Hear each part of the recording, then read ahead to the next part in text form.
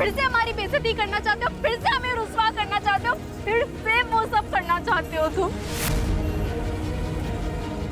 क्या हक बनता है तुम्हारा हक पर?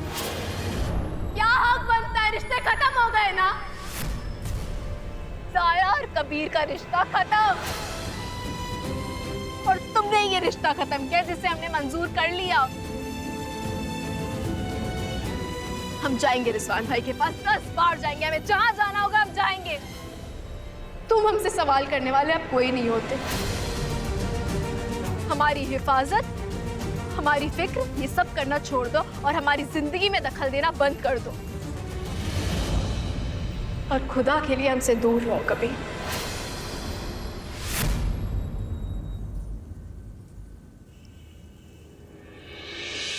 कि हम क्या कर बैठे हैं मेरे मालिक। इस बहस के बाद ज़ारा न चाहते हुए भी रिजवान से मिलने जाएगी। हमें उसे रोकना होगा, हमें कैसे भी ज़ारा को रोकना होगा। एक सेकंड ज़ारा, अगर एक इंसान कुछ बात कहकर जा रहा है ना, तो उसी इंसान को उस बात पर अमल भी करना चाहिए ना। नहीं कबीर, तुम गलत कह रहे हैं। हम चिल्ला चिल्ला कर हमसे पूछ रहे हो कि हमें तुम्हारी फिक्र है। तुम्हें हमारी फिक्र क्यों है ज़ारा? हमें नहीं है। नहीं है फिक्र तो ईद के दिन क्या हुआ जब हमें और हमारी अम्मी को मिलाने पर तुम अड़ी हुई थी, हम नहीं। कोई बात नहीं, चलो उसे हम नजरअंदाज कर सकते हैं, लेकिन कैफे वाले दिन जब हमारे हाथ पर चोट लगी थी और हमारे हाथ से खून बह रहा था, लेकिन पट्टी तुमने बांधी थी, क्यों? नहीं है ना जवाब? क्योंकि अगर तुम ऐसा नहीं करती ना ज़ारा, तो तुम्हारी इंसानियत और तुम्हारा ज़मीर तुम्हें जीने नहीं देता। जो मसला तुम्हारा है ना ज़ारा, ये मसला हमारा भी है। बिल्कुल सही कहा तुमने, ज़ारा और कबीर अब एक कभी नहीं हो सकते। लेकिन इसका मतलब ये तो नहीं ज़ारा कि हम दोनों एक दूसरे की फिक्र नहीं कर सकते।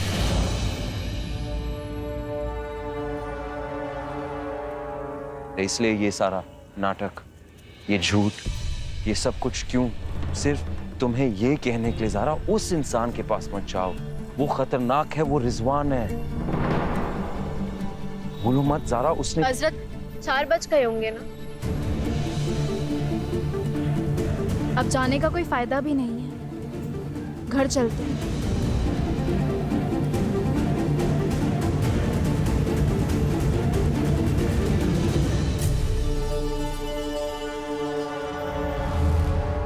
ये क्या खेल चल रहा है भाईजान? जेल का एक एक कैदी आपका वफादार है, फिर भी आपने उस गार्ड को शहबाज साहब की वफादारी करने के नाटक में लगा रखा है। जब आपकी बहन ज़ारा ने आपसे मिलने की बात की, तब आपने उस गार्ड से कहकर शहबाज साहब को खबर क्यों कर दी? आप तो आसानी से मिल सकते थे ना अपनी बहन से।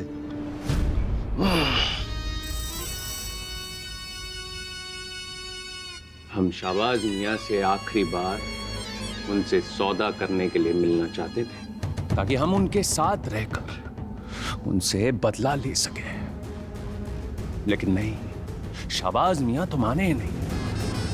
इसलिए मजबूरन हमें हमारी प्यारी बहन ज़ारा को बुलाना पड़ा, ताकि वो यहां आए, हमें यहां से बाहर निकाले, और बाहर निकलते ही हमारा जिंदगी का सबसे बड़ा मकसद शुरू होगा।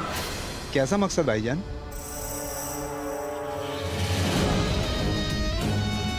उस कबीर ने हमें मुजरिम बना दिया, हमसे हमारी जिंदगी का सबसे बड़ा सपना, एक शहर काजी बनने का सपना छीन लिया।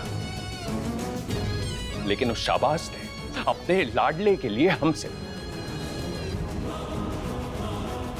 हमारी अम्मी को छीन लिया।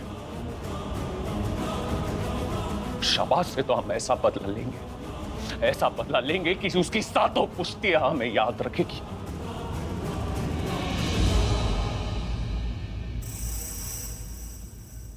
बस एक बार हमारी प्यारी बहन यहाँ आ जाए, फिर शुरू होगा अहमद खानदान और कबीर की जिंदगी जहन्नुम बनने का खेल। और इसमें मदद करेगी हमारी प्यारी बहन ज़ारा, जिसे हमारे मंसूबे का पता तक नहीं होगा। आपकी बहन आ गई भाईजान।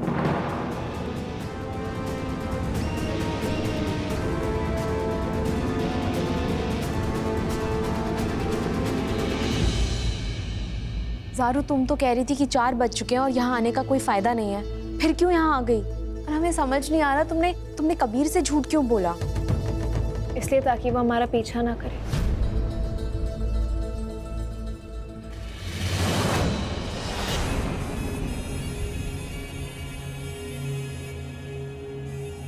रिजवान भाई, ये सब निशान, ये तो हमारे गुनाहों की सजा है ज़ारा। बैठिए, हाँ बैठिए।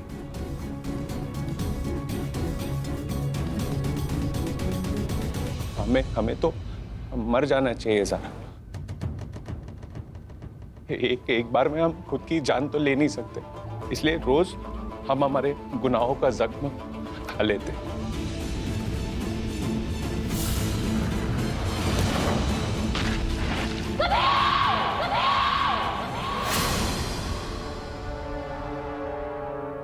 ज़ारा, तुम कैसी हो? और हमारे चाचा जान कैसे हैं? आप हमसे ये सारे सवाल पूछने के हक हो चुके हैं रिजवान भाई। हम यहाँ आए हैं, इसका ये मतलब नहीं है कि हम 12 अप्रैल वाली बात भूल गए हैं या आपने जो कबीर के साथ किया वो भूल गए हैं। रिजवान भाई, हम यहाँ इसलिए आए हैं क्योंकि हमें पता चला है कि आपने हम पर गोली नहीं चलाई थी, बल्कि कोई सुनहरे दस्तानों वाला साहब था। आपने ये इल्ज़ाम अपने सर पर क्यों लिया? आपने कोर्ट में क्यों कबूल किया कि आपने हम पर गोली चलाई है? क्या आप उस सुनहरे दस्ताने वाले साहब को जानते हैं?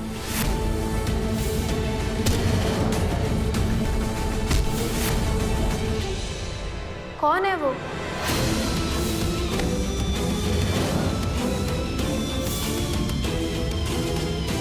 नहीं। रिजवान भाई, अगर आप उस शख्स को जानते हैं तो बता दीजिए, और अगर आप उसके साथ मिले हैं तो हम बहुत जल्द उस साहब का पता लगा लेंगे।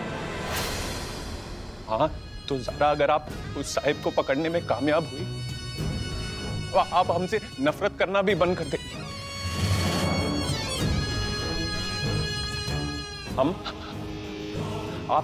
आप सबको यकीन हो जाएगा कि हमने अदालत में सबके सामने ये सारे जुल्म कबूल क्यों किए। हम बेगुनाह है ज़ारा। हमने ना ही आपके ऊपर गोली चलवाने की कोशिश की और ना ही कबीर को मारने की कोशिश। आपने कबीर पर गाड़ी चढ़ाने की कोशिश की थी, इस बात से आप क्यों मुकर रहे हैं? ये आखिरी मौका है रिजवान मियां, कुछ सोचो। अगर जहन्नुम से बाहर निकलना चाहते हो तो अपना खेल शुरू कर दो बेटा, शुरू कर दो।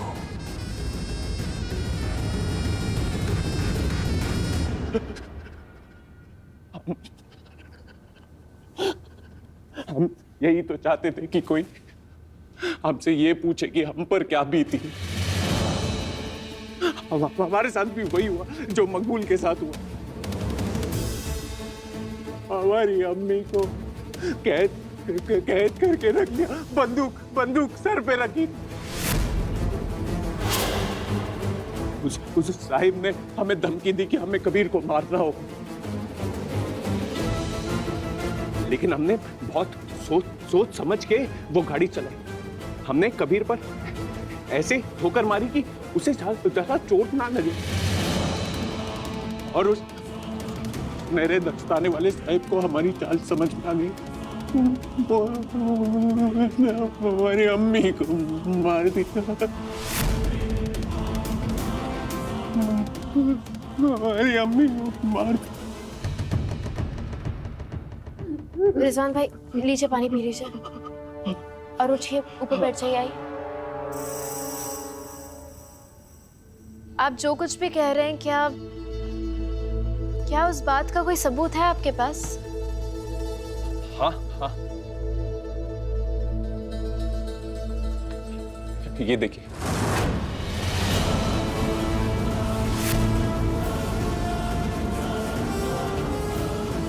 ये तो वही ग्लव्स पहना हुआ साहब है जिसने मकबूल की अम्मी को मारने की कोशिश की थी।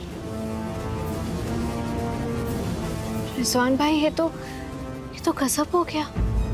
हमारा सब लुट गया है सारा। हमारी अम्मी चली गई, हम जेल में रह गए। हम यहाँ नहीं रह सकते, हमें मार दीजिए ज़रा, यहाँ से बचा लो, हमें मार डालो, यहाँ से हम जिंदा नहीं रह सकते ज़रा। रिजवान भाई हौसला रखिए। क्या इस साहब की, सुनहरे दस्तानों वाले साहब की कोई और तस्वीर है या आप उसे जानते हैं?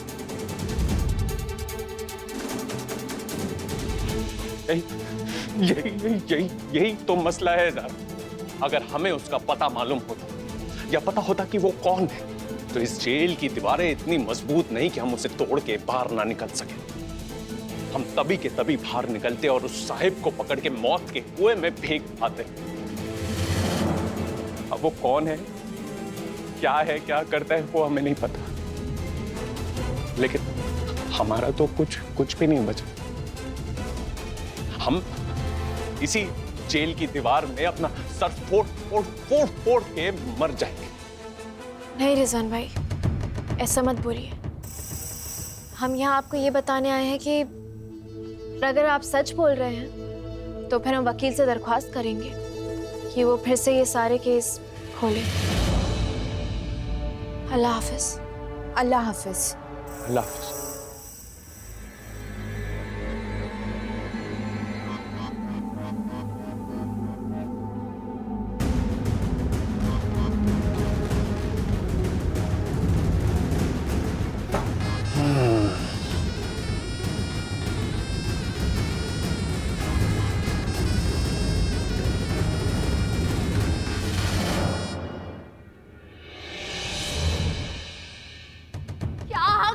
तुम्हारा हम पर क्या हक बनता है? रिश्ते खत्म हो गए ना, और तुमने ये रिश्ता खत्म किया जिसे हमने मंजूर कर लिया।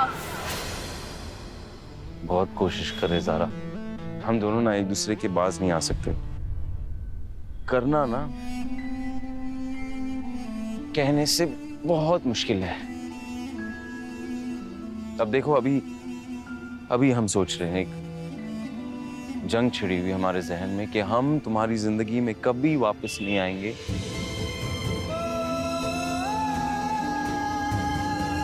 लेकिन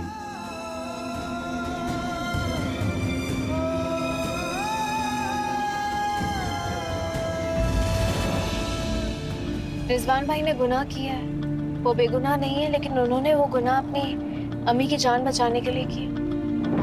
तो हम पहले रिजवान भाई को रिहा करवाएंगे, उसके बाद सुनहरे दस्तानों वाले उस साहब को ढूंढने में लग जाएंगे।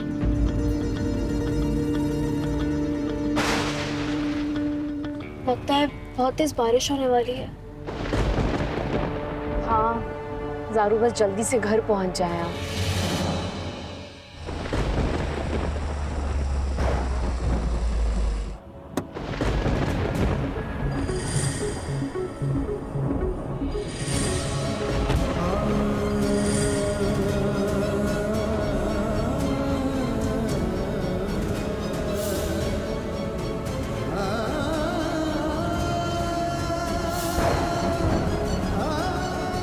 ऐसा लग रहा है मूसलाधार बारिश होने वाली है।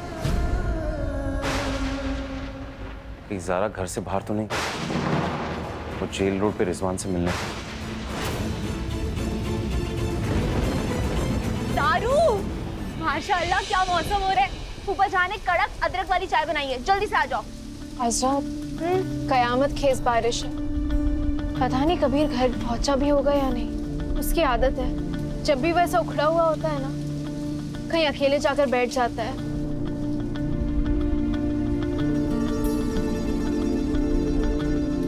तुम चलो, हम आते हैं। आ जाना।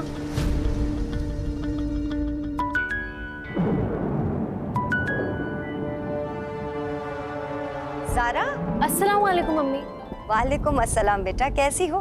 अम्मी हम ठीक हैं। वो असल में हमने फ़ोन इसलिए किया था कि बाहर बहुत तेज़ बारिश हो रही है। आप घर पे ही रहिएगा, कहीं बाहर मत जाइएगा। हाँ हाँ बेटा, हाँ, हम तो घर पे ही रहते हैं। बाहर हमारा भला क्या काम? जी अमीन, बाकी सब घर पे ही है ना, हमारा मतलब है अमान स्कूल से आ गया। अमा, हाँ हाँ, वो तो कब का घर पर आ गया बेटा। और बाकी सब कशान भाई, जीनत भाभी, अब्बू। हाँ हाँ, काशान, अब्बू, आमान, जीनत, ये सब घर पर है। और कुछ? सीधे सीधे क्यों नहीं पूछती कि कबीर कहाँ है? नहीं नहीं अम्मी, हम तो सबके बारे में पूछ रहे थे। अच्छा ठीक है, तुम फिक्र मत करो, हम खुद कबीर को पूछेंगे कि वो कहाँ है। अम्मी, हेलो, कबीर भी घर पर आ गया। और तुम भी अपने घर पर रहना, ठीक है बेटा? जी, अल्लाह हाफिज। अल्लाह हाफिज बेटा।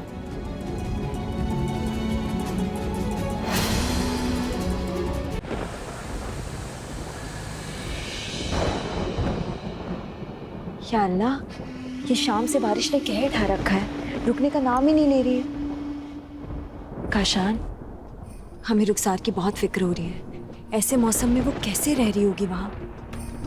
वो जिस बस्ती में रह रही है वहाँ पे छतों में इतना पानी बहता है कि घर झील में तब्दील हो जाता है।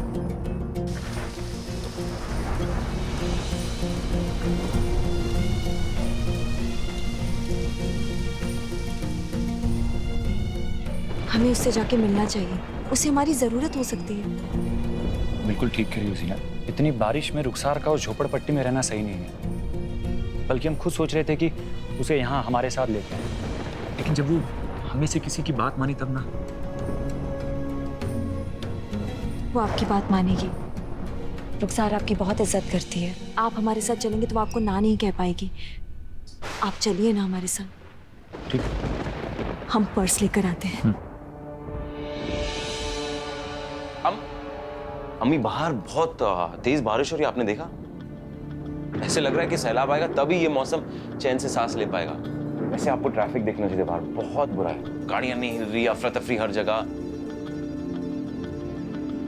वैसे अम्मी, आप एक काम क्यों नहीं करती? आप अपनी लाडली ज़ारा को फोन कीजिए, उसे बता दीजिए कि भाई घर से बाहर ना निकले, वरना काजी साहब बहुत परेशान हो जाएंगे। अभी अभी ज़ारा से ही बात हो रही थी कबीर। वो अपने घर में महफूज है, अपने घर पर ही है। और कुछ कहना है ज़ारा से? अरे सुनो कबीर,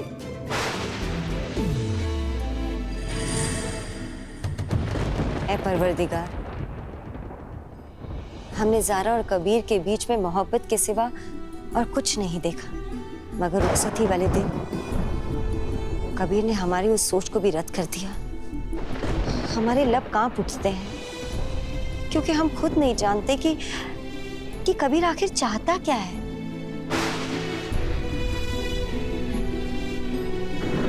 ऐ मेरे मौला, हमने सब कुछ आपके हवाले छोड़ दिया है। इस मसले को या तो हल करो या पार करो। बस अपने बच्चों की खुशियां चाहते हैं।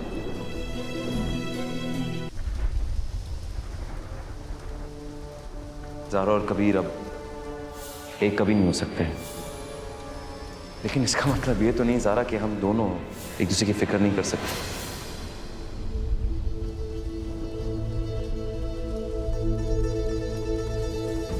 ज़ारा और कबीर का रिश्ता खत्म, और तुमने ये रिश्ता खत्म किया जिसे हमने मंजूर कर लिया। मेरे मौला हमें हिम्मत दे कि हम ये सब सहन कर पाए।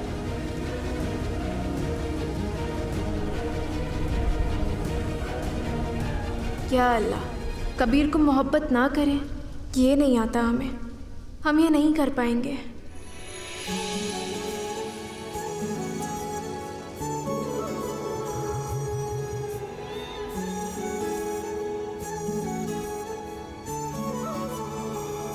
जुदा हम हो गए माना, मगर ये जान लो जाना,